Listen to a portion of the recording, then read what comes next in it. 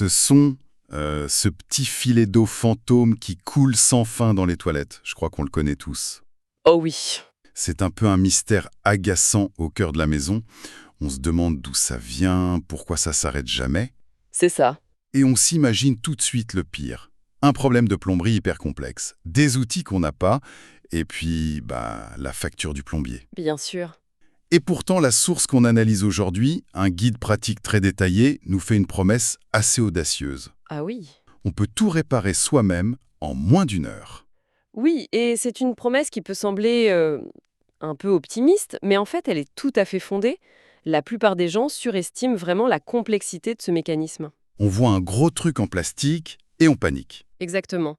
On voit ce bloc dans un réservoir en porcelaine et on s'imagine une horlogerie de pointe. En réalité, c'est un système d'une simplicité et d'une ingéniosité magnifique. Ça n'a quasiment pas changé depuis un siècle. C'est fou. L'idée, c'est pas d'être un expert en plomberie. C'est juste de comprendre la logique. C'est une opération de méthode, pas de force. J'aime bien cette idée. Alors, la mission du jour, suivre ce guide étape par étape pour montrer que non, c'est pas si compliqué. On va jouer un peu les détectives de la plomberie. J'aime bien l'image. Alors, par où on commence notre enquête? Comment on transforme ce qui semble être un défi en un projet simple? L'enquête commence toujours par sécuriser la scène du crime. Et ici, ça veut dire une chose, l'eau. Il faut tout couper. D'accord. Aucune discussion possible, la première étape, c'est ça. D'accord, alors les premières étapes, ça a l'air assez direct. On coupe l'arrivée d'eau au petit robinet, près du mur, on tire la chasse pour vider le réservoir. Bon, ça c'est la préparation de base. C'est ça. Mais le guide insiste sur un détail qui sonne. Une fois le réservoir vide, il faut l'éponger jusqu'à ce qu'il soit complètement sec. Oui. Est-ce que c'est vraiment indispensable ou c'est un peu un excès de zèle? Je veux dire, une petite flaque au fond, c'est pas bien grave, si? C'est intéressant comme question, parce que c'est typiquement le genre de détail que l'amateur va trouver superflu, et pourtant c'est le fondement de toute la réussite de l'opération. Ah oui? Imaginez essayer de travailler avec des gouttes qui tombent tout le temps sur vos mains, sur vos outils. C'est vrai, c'est agaçant. On y voit moins bien, ça glisse, mais surtout, et c'est le point capital, c'est pour le remontage. Pour que le nouveau joint soit parfaitement étanche, il doit être posé sur une surface parfaite, sèche et propre. D'accord. Une seule goutte d'eau piégée entre le joint et la céramique et c'est fini. Ça peut compromettre toute l'étanchéité. Donc oui, cette éponge, c'est votre meilleur ami pour les 5 premières minutes. C'est noté. L'éponge n'est pas une option. Une fois que tout est bien sec, j'imagine qu'on enlève le couvercle pour enfin voir ce qu'il y a dedans. J'avoue que j'ai toujours eu une petite appréhension, la peur de le casser. Oui, je comprends. Sur certains modèles, il y a ce bouton poussoir olivieux. C'est juste posé dessus ou il y a une astuce? Il y a une astuce, oui, et elle est très simple. Sur la plupart des modèles modernes, ce bouton poussoir est en fait une vis. C'est lui qui maintient le couvercle. Ah d'accord. Il suffit de le dévisser, des fois il faut tenir la partie intérieure et hop, le couvercle se soulève tout seul.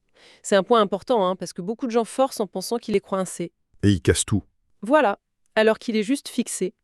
Une fois qu'on l'a enlevé et posé en sécurité, là, le mystère s'éclaircit d'un coup. On voit tout.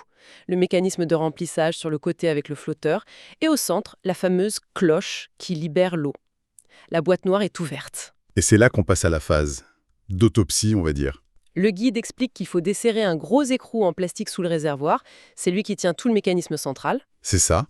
Avec une pince, ça a l'air assez simple. C'est l'unique point d'ancrage. On le dévisse et tout le bloc vient d'un seul coup. C'est assez satisfaisant d'ailleurs. J'imagine. Mais une fois l'ancien mécanisme retiré, on arrive à ce que j'appelle le secret que les plombiers connaissent et que les guides ne soulignent pas toujours assez. Ah, Notre source le mentionne, et c'est un signe de sa qualité, c'est le nettoyage. Il recommande d'utiliser du vinaigre ménager pour nettoyer le trou au fond du réservoir. attendez, pardon. Du vinaigre, on fait de la plomberie ou de la cuisine, là? Sérieusement, est-ce qu'un bon coup de chiffon, ça suffit pas? J'ai l'impression que c'est une étape qu'on pourrait sauter pour aller plus vite. Et ce serait la plus grosse erreur de toute l'opération. Ah, carrément. Ah oui, c'est une question de chimie, pas de propreté apparente.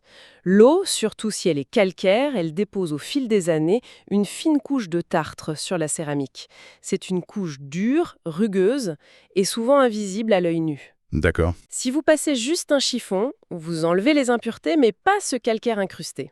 Or, le nouveau joint en caoutchouc, il a besoin d'une surface parfaitement lisse pour C'est être vrai, ouais. étanche. S'il est posé sur cette surface un peu granuleuse, l'eau trouvera toujours un micro-chemin pour s'infiltrer. Le vinaigre, lui, avec son acidité, il va dissoudre ce calcaire. C'est logique. On pense que la fuite vient du mécanisme, mais 9 fois sur 10, une future fuite vient de ces quelques millimètres de céramique qu'on a oublié de préparer. C'est un investissement de 5 minutes de nettoyage pour 5 ans de tranquillité. D'accord, je suis convaincu. Le vinaigre est notre arme secrète. Le réservoir est donc propre comme un sous-neuf. Arrive le moment de vérité, installer le nouveau mécanisme. Le grand moment. C'est la partie qui m'inquiète le plus, celle où j'ai la vision du crack sonore et des céramiques qui se fissurent en serrant cet écrou. Ce risque, il est réel ou c'est juste moi que je suis parano? Ah non, ce risque est absolument réel. C'est la deuxième erreur la plus commune. On se dit, il faut que ce soit bien étanche, donc je vais serrer le plus fort possible. Bah oui, c'est le réflexe. C'est un réflexe, mais c'est une très mauvaise idée. La céramique, c'est extrêmement résistant à la compression, mais c'est très fragile en torsion. Si on serre trop fort avec une grosse pince, on crée une tension qui peut la fissurer. D'accord. J'ai le souvenir d'un client qui avait serré l'écrou avec une grosse clé à molette pour être sûr. Il a fini avec une fissure de 10 cm dans son réservoir. Ah oui, quand même. Voilà, une réparation à 200 € au lieu de 30. La règle d'or, elle est simple. Votre main est votre meilleur outil. La main, Oui. on serre l'écrou à la main jusqu'à ce qu'on sente une bonne résistance, que ça ne bouge plus. C'est tout. Le joint en caoutchouc est conçu pour s'écraser juste ce qu'il faut. Pas besoin de plus. La main est le meilleur outil, je retiens ça. Notre source mentionne l'utilisation d'un kit universel double flux. Alors le mot universel me rassure, ça veut dire que je peux pas trop me tromper en l'achetant. C'est ça. Mais double flux, qu'est-ce que ça change concrètement? Alors, le côté universel, c'est une bénédiction. Avant, il fallait trouver la pièce exacte pour son modèle de toilette. Ça pouvait être un cauchemar. Aujourd'hui, ces kits ont des systèmes de réglage en hauteur, une crémaillère ou une tige télescopique, et ils s'adaptent à 99% des réservoirs. C'est une énorme simplification. D'accord. Quant au double flux, c'est une petite merveille d'ingénierie. En gros, le mécanisme permet 2 types de chasse, commandés par les 2 parties du bouton. La petite et la grande chasse. Exactement. Une petite pression va libérer, disons, 3 litres, ce qui est suffisant pour les liquides. Une pression longue, elle, vide tout le réservoir, environ 6 litres. Bon, sans faire des maths, hein, mais on estime qu'une famille de 4 personnes peut économiser entre 30 et 40 mètres cubes d'eau par an. 40 mètres cubes. Oui, juste avec ce petit bout de plastique bien pensé. C'est colossal. C'est incroyable de penser qu'un si petit changement a un tel impact. Donc, le nouveau mécanisme est en place, serré à la main, on a presque fini. Presque. Mais le guide insiste sur le fait que l'étape suivante, le réglage, est celle où la précision est reine. Il s'agit du flotteur. Il a l'air si simple, ce petit bloc de plastique qui monte avec l'eau. Comment est-ce qu'il peut être si crucial? Il est crucial parce que c'est le cerveau de tout le système de remplissage. Il faut vraiment l'imaginer comme un interrupteur. Un interrupteur. Oui. Quand vous tirez la chasse, le niveau d'eau baisse, le flotteur descend, et ça actionne une valve qui laisse l'eau entrer. À mesure que le réservoir se remplit, le flotteur remonte, Logique. et arrivé à une certaine hauteur, celle que vous aurez définie, il actionne la valve dans l'autre sens et il coupe l'eau. Tout le réglage, c'est de définir cette hauteur de coupure. D'accord. Le guide est très clair là-dessus. Trop haut et l'eau va déborder par le trop-plein, ce tube de sécurité au milieu, et couler en continu. Vous aurez réparé une fuite pour en créer une autre. Le comble. Et trop bas, vous n'aurez pas assez d'eau pour une chasse efficace. Et comment on sait qu'on a trouvé le juste milieu? On fait ça au pifomètre? C'est par essai-erreur? C'est un peu ça, mais des essais-erreurs contrôlés, on va dire. C'est l'étape finale des tests. On ouvre doucement le robinet d'arrêt et on regarde le réservoir se remplir. Et on observe. On observe le flotteur monter. L'objectif, c'est que l'eau s'arrête environ 1 cm en dessous du haut du tube de trop-plein. C'est la marge de sécurité. D'accord. Pas assez haut, on vide un peu et on tourne la vis. Trop haut, l'inverse. Ok. Une fois qu'on a le bon niveau, on fait le test ultime. On tire la chasse plusieurs fois.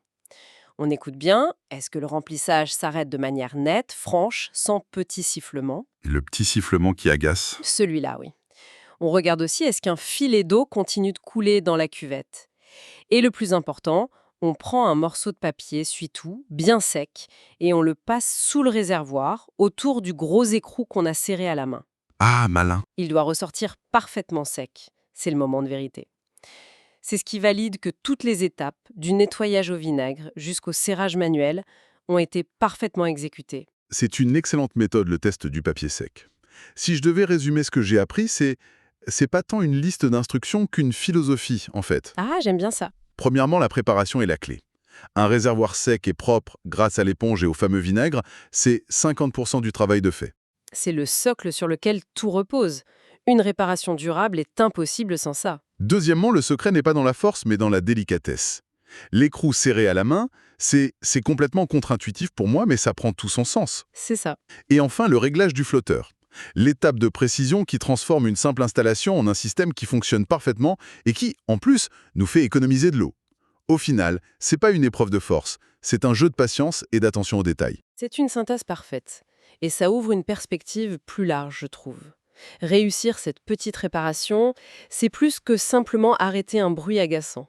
C'est une petite victoire personnelle. C'est une petite victoire, oui. C'est une porte d'entrée vers plus d'autonomie dans l'entretien de sa maison. On passe de « je sais pas faire, j'appelle quelqu'un » à « je comprends comment ça marche, je peux le faire moi-même ». C'est une réappropriation. C'est ça. Et comme on l'a vu avec le double flux, on transforme un problème, une fuite, un gaspillage, en une solution active qui a un impact positif sur sa consommation d'eau. On passe de la frustration à la fierté et en plus on fait un geste pour la planète. Exactement. Et ça m'amène à une dernière réflexion, en fait, en regardant un peu plus loin. Je vous écoute. Qui a très peu évolué en plus d'un siècle, ça soulève une question fascinante. Il fonctionne, c'est prouvé. Oui. Mais à une époque où on cherche à optimiser chaque ressource, où l'eau devient de plus en plus précieuse, on peut se demander quelle pourrait être la prochaine véritable innovation dans la conception des chasses d'eau. Après le flotteur, quel sera le prochain grand bond en avant pour économiser encore plus cette ressource vitale ?